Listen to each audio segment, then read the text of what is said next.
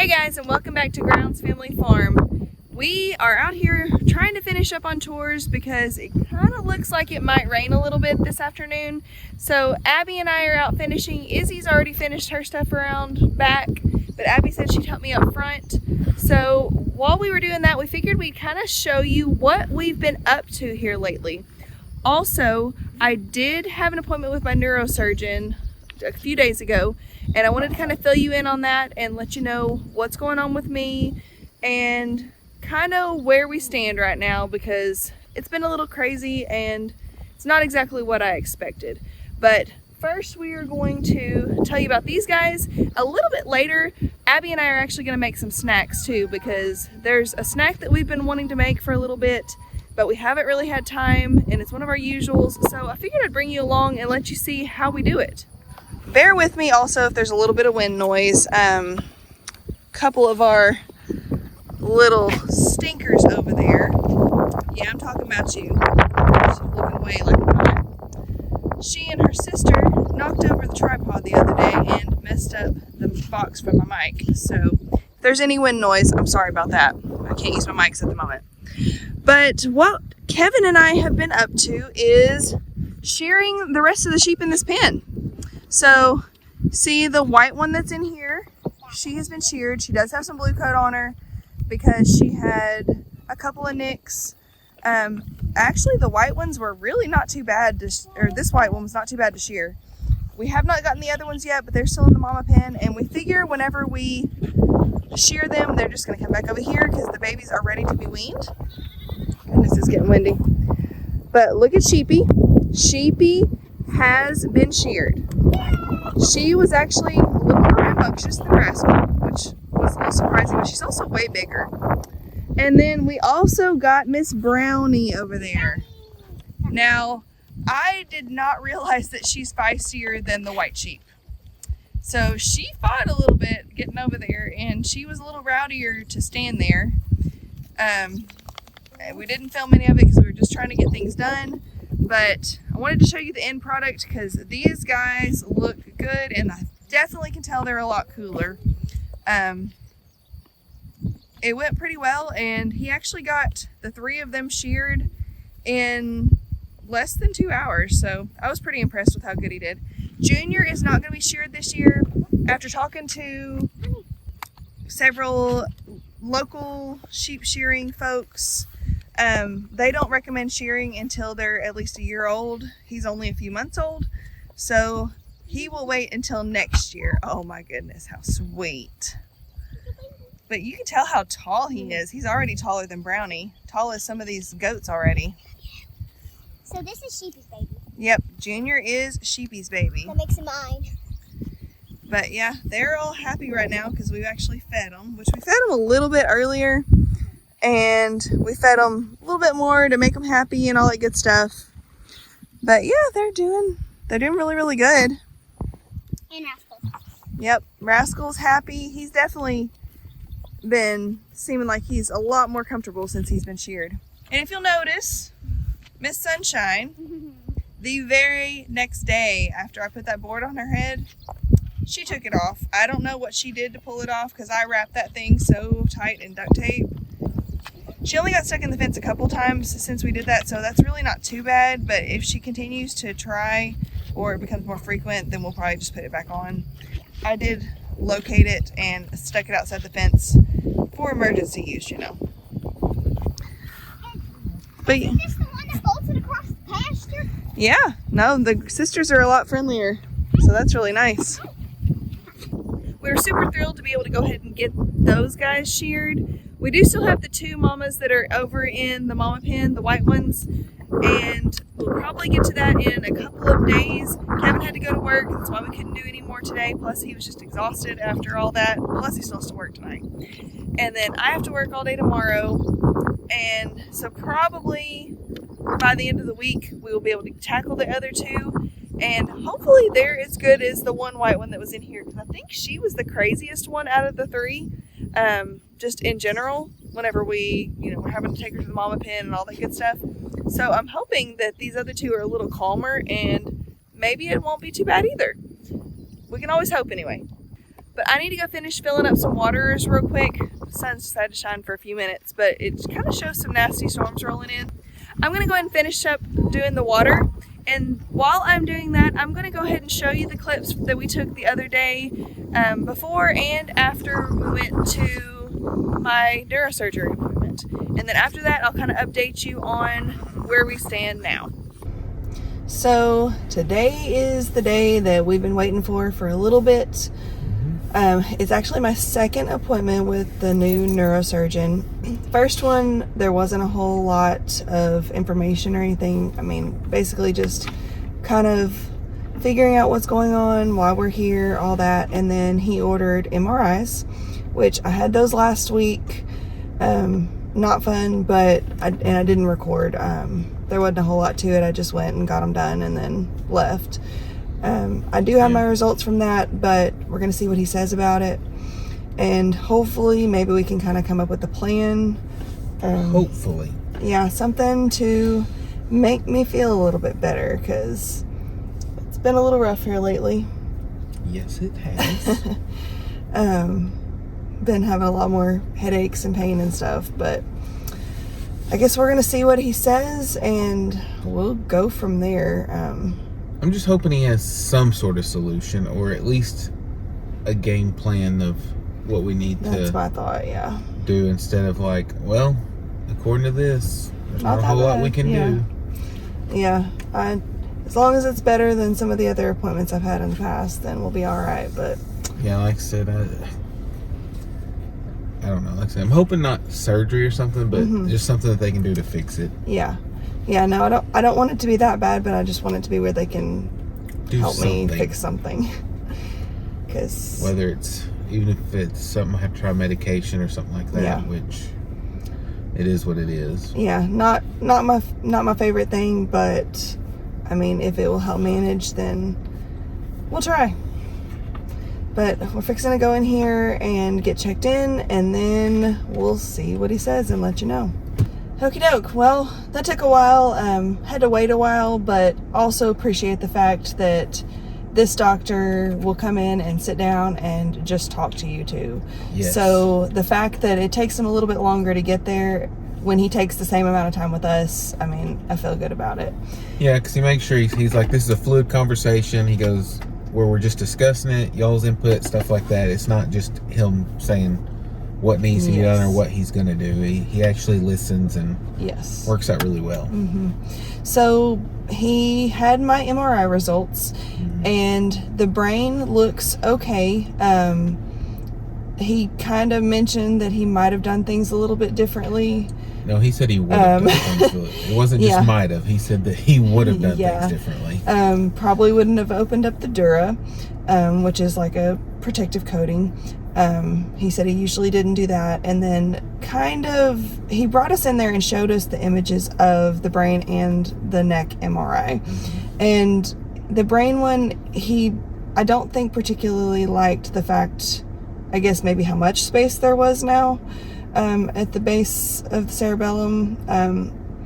He was very careful, like how he worded things, and he wasn't like bashing anybody, because that's just not how he is. Yeah. But he said that's neither here nor there now. He said, but he wouldn't do anything with the brain because it looks fine.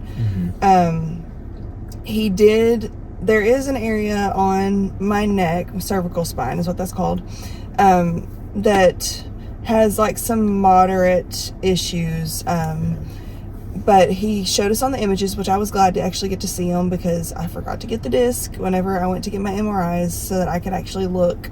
And I can somewhat see know what I'm looking at when I look at a neck MRI. The brain one, I mean, other than seeing that there was space, that's really the extent of my knowledge. Well, I had to ask, because I was like, so what exactly are we, because he was pointing something out, and I was like, I don't get, I didn't have a clue what the point of it was or what the significance was, and then he explained. But there's like a slight bulge, nothing bad, but I mean, you could see a little bulge from a disc in my neck. But then also there's like some narrowing, like where like a nerve root comes out, which I asked him, I said, do you think that could be related to the arm symptoms? And he said possibly. He said it's hard to tell because it's not bad. He's like, I'm not ruling anything out though, and he said, I'm not like shutting a door, absolutely not, this is not what it is.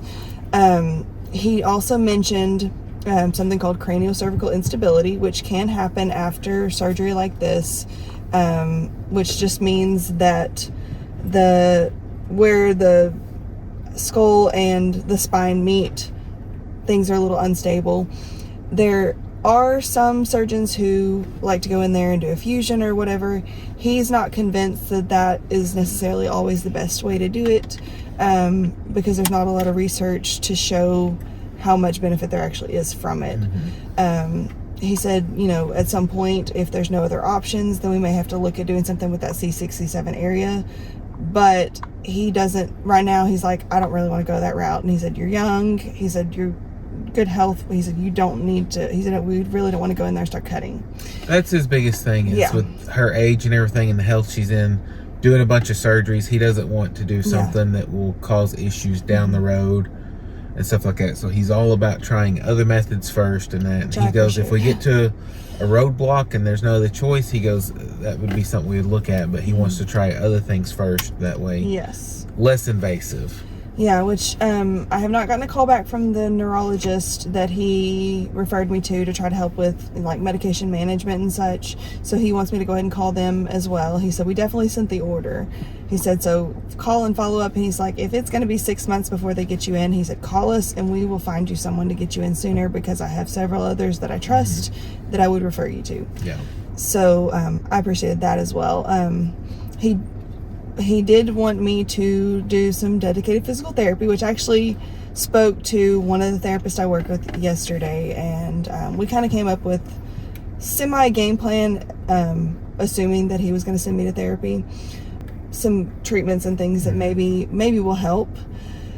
And then also I asked him about maybe doing an injection at that C67 area that looked a little problematic because of the pain and all that, and maybe that would help me tolerate the therapy better, reduce the inflammation a little bit, and just maybe the results would be better. And he was not opposed to that, and he is sending me to a doctor that he said does very targeted injections, and he really trusts him well. Yeah, because that's what he said. He didn't want something that was just a broad thing. No. He wanted that specific area is what he wanted to work on, and he said that this guy or doctor would be the best option for that. Yeah, he said this one is, he said he's a pain specialist, but he's one of the best at these injections, and he said you're only going there for an injection. He said that is what my order says. He said that's the only reason you're seeing him.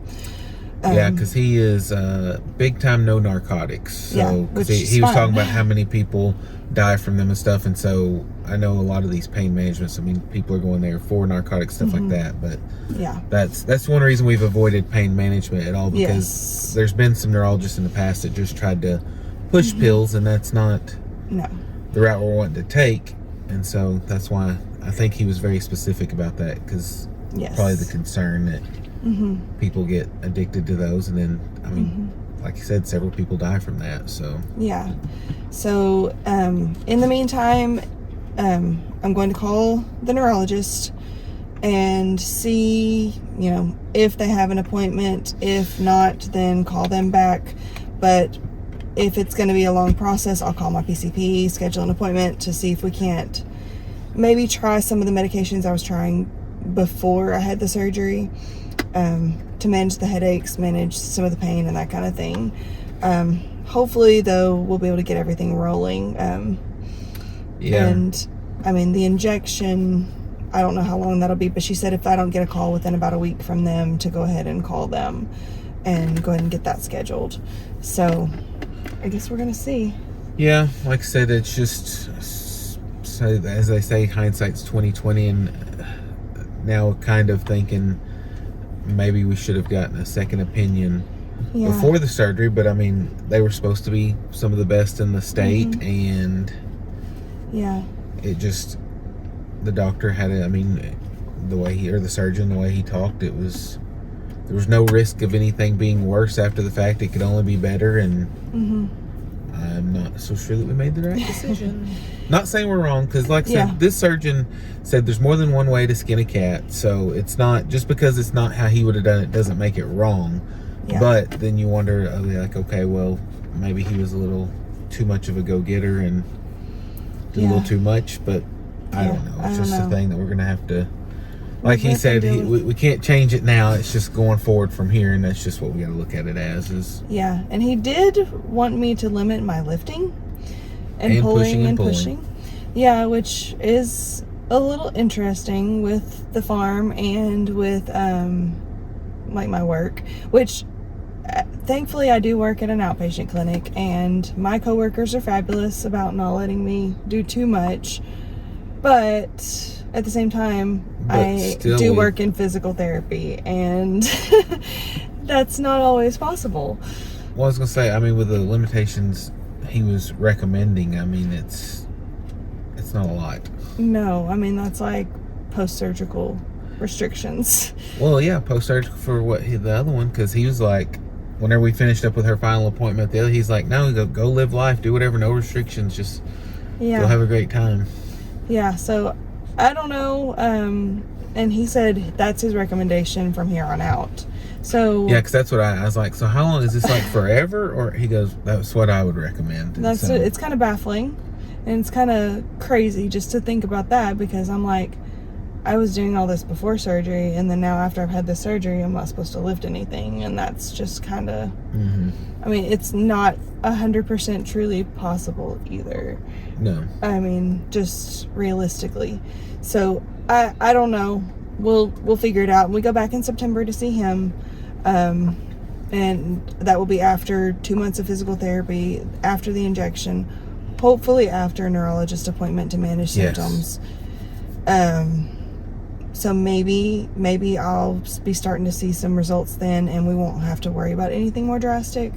But I mean, I do have to talk to him about like long-term effects as well, and prognosis, and I mean, just where do we go from here? Because I mean, like I said, that's just not feasible for me not to ever lift more than just a small amount. So yeah, but I guess we will figure it out as we go.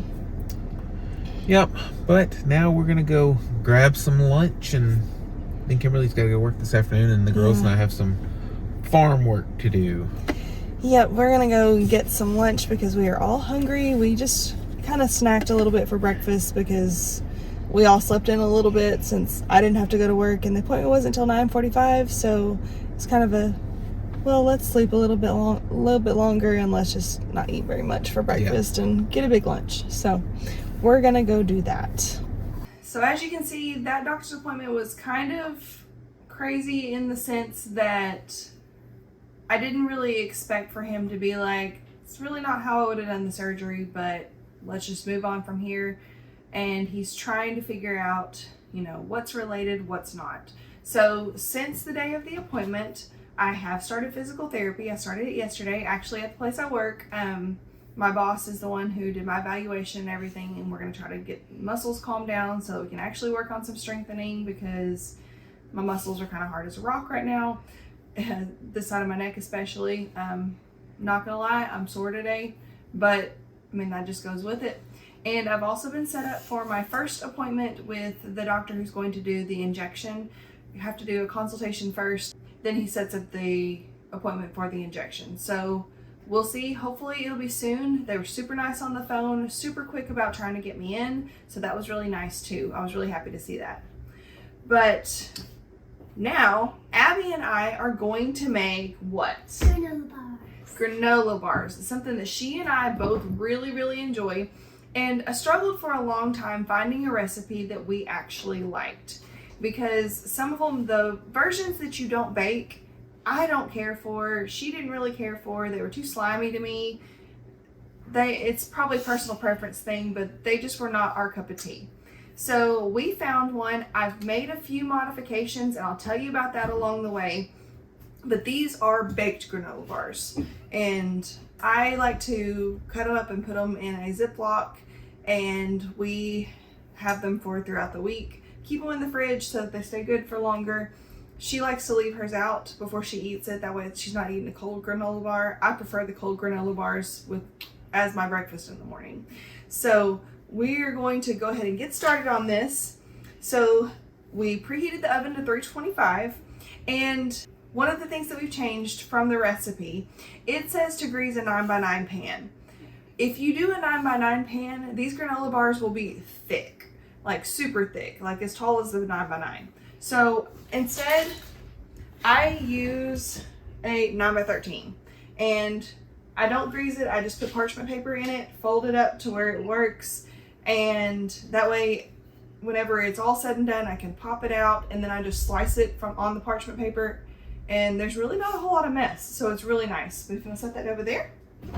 And we've done a little bit of prep work because we were having to wait on some clothes to wash and all that, but we are going to talk through this. So first thing, we had to measure out 1 3/4 cups of gluten-free, the old-fashioned rolled oats, not the instant ones. But what we do is we stick them in the processor and process them down till they're just, I mean, you still want some of the oats in there, but it says by about half. I just kind of judge it to where it looks like a good consistency, so it's not just big chunks of oats. You dump that in? Yeah. Okay. I love cooking. Abby loves cooking, and she actually said she wants to be a chef when she's older. So we are trying to foster that right now. You want to do half of this? I want to have my own restaurant.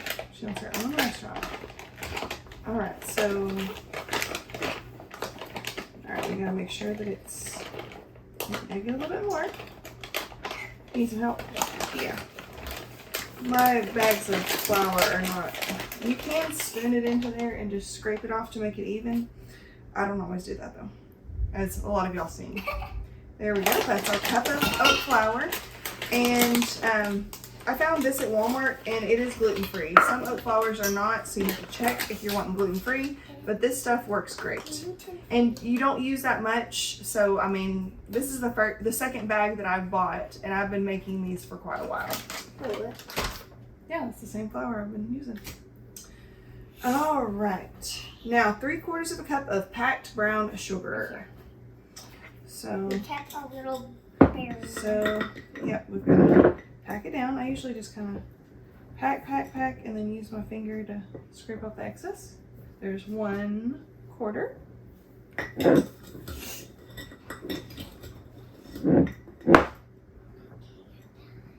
There's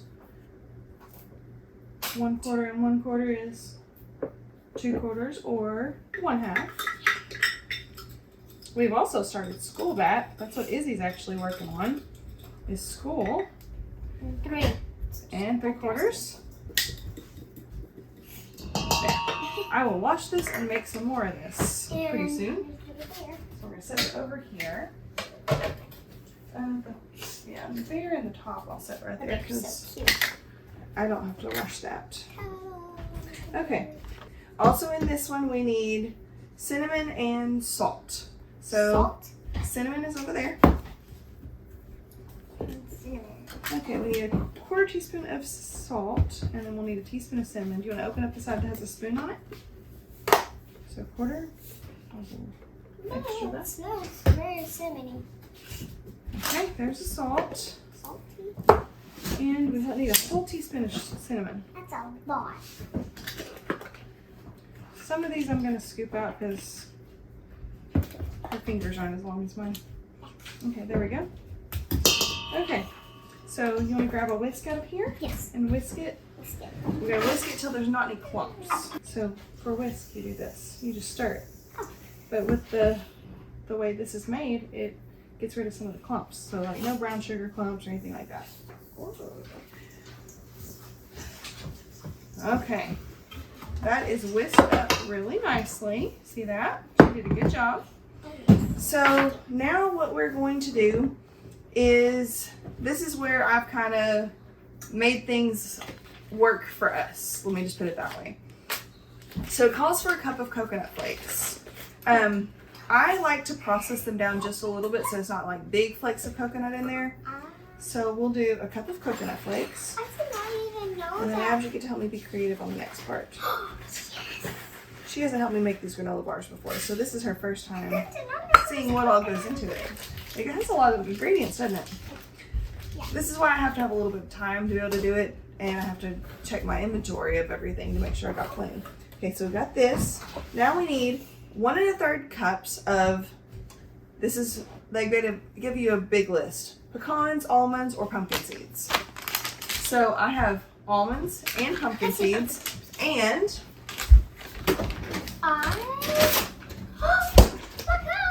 pecans. Do we always put pecans in there? We do always put pecans in. She's not a big nut person, so she did not have any idea that this had almonds or pecans in it. So what I'm going to do with this, I'll move it here so you can see. So let's see. That's fine. You can move it there. So what we're going to do is open this up and take this, get 1 scoop of that, and we're going to put it in here. I'll show you how I get my measurements. Like that. Oh, careful. It's okay. We'll pick up the floor in a little bit. Okay, dump it. Okay, and I usually like a few more almonds in there because almonds are really good. They have a good flavor. One more almond. Okay, Can you just so I usually do almonds, and then here's some pumpkin seeds. I do not know pumpkin seeds are green. There are. If you're looking for them in the store, they will say like pepitas or something like that, just in case you have trouble finding them. But these are good too. But there's those. That's 1 cup. Now we need 1 1/3, right? So my other third I'm shopping. comes from pecans. They're so big. Yeah, and so that's not going to work No, thanks. for our granola bars. So let's put them here. Be small. Be small. There we go. That looks so good. So we're gonna put these in here. Instead of coconut, you can use cranberries, dried cranberries. I have done that before and it turned out really delicious, but I don't do that very often because she doesn't care for cranberries as much. Yeah. And she's the only other one in the house who really eats this. So we're gonna put this over here at the processor and process it for a little bit. Alrighty, so it doesn't take very long to process it, and you want it to be not like super fine, but small chunks, similar to what you would find like in a regular granola bar that you buy at the store. That's my kind of guideline for that. But then I'm going to dump this in here, and now Abby, I need a cup of chocolate chips. It says 8 ounces, which is roughly a cup there, so yep, chocolate chips. We always put chocolate chips in this. I definitely keep plenty of chocolate chips on hand for this and other recipes. That way, like, I don't run out because, I mean, like I said, there's all other kinds of things you can substitute in this, but this is our favorite. All right, so dump that in there.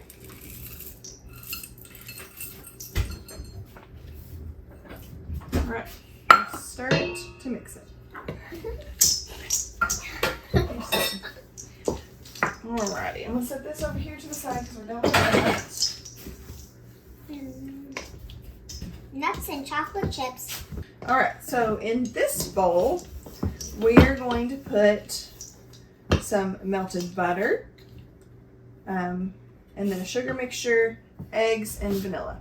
So what we're gonna do is, it says you can use either butter or melted coconut oil. We use butter because I don't keep coconut oil on hand, and it calls for 8 tablespoons, which is a stick. We, unfortunately, our microwave decided to go out.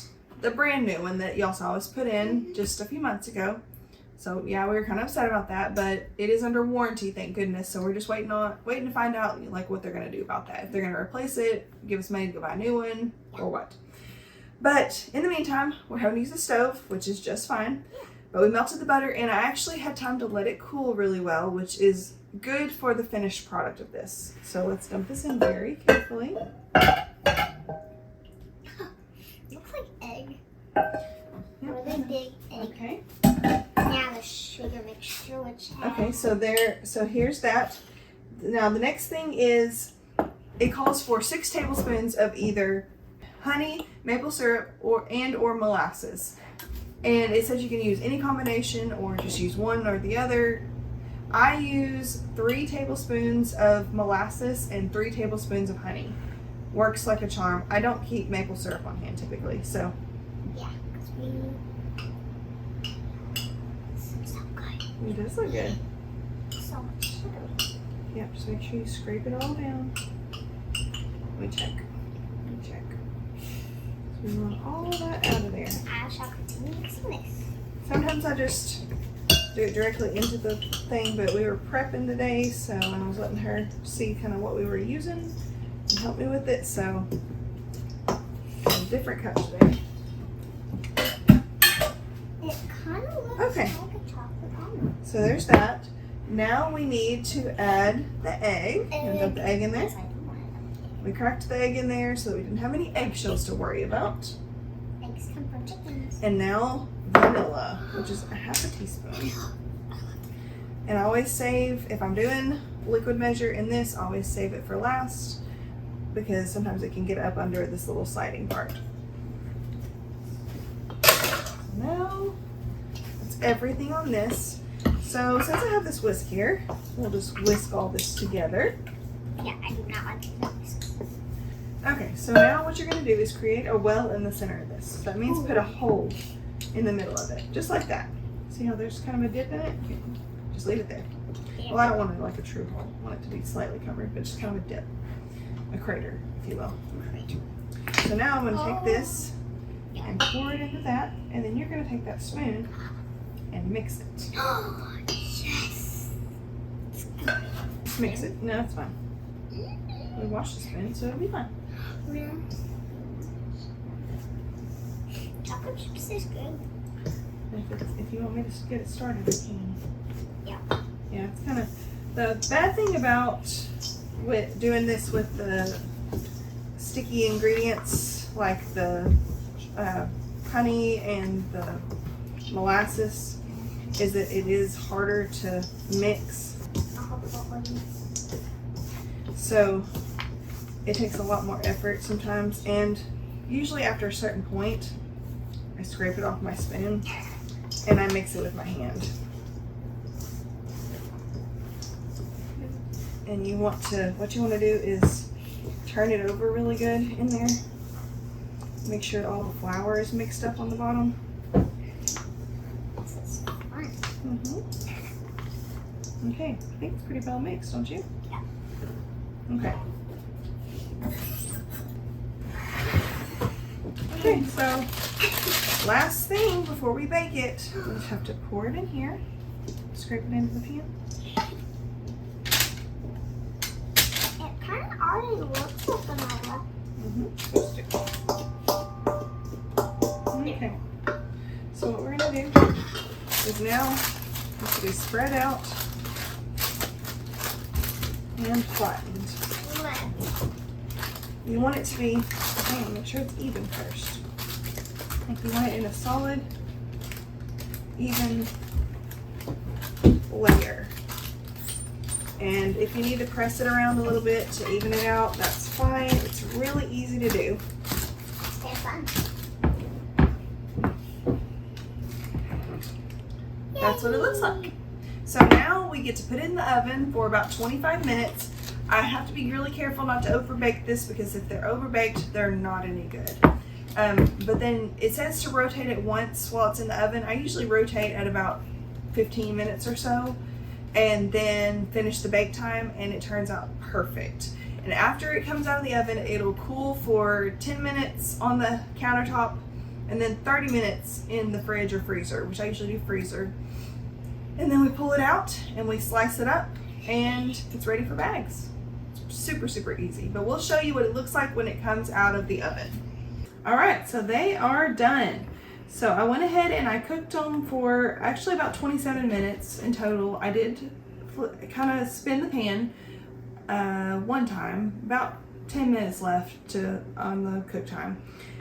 But they look nice. I let them cool on the counter for 10 minutes and then stuck them in the freezer for about 30. And every time I do that, they always kind of harden to where it's really hard to pull them out. So I usually let them sit on the counter for a few minutes. So now we're ready to pop them out, cut them into pieces, and then put them in our Ziploc. So it just lifts right out. And if my parchment paper looks funny, it is unbleached parchment paper, which is actually better for you. So, all right. Yep, stay back. I'm gonna cut it this way. They're still a little hard because they were in the freezer. Yeah. But I think the height on them is good. And they're cutting easily with this, not breaking apart, so you can tell they're not too dry. Okay. I just want to eat one right now. Okay, in a minute. Yes. So I just cut them into whatever strips I think are good. So good.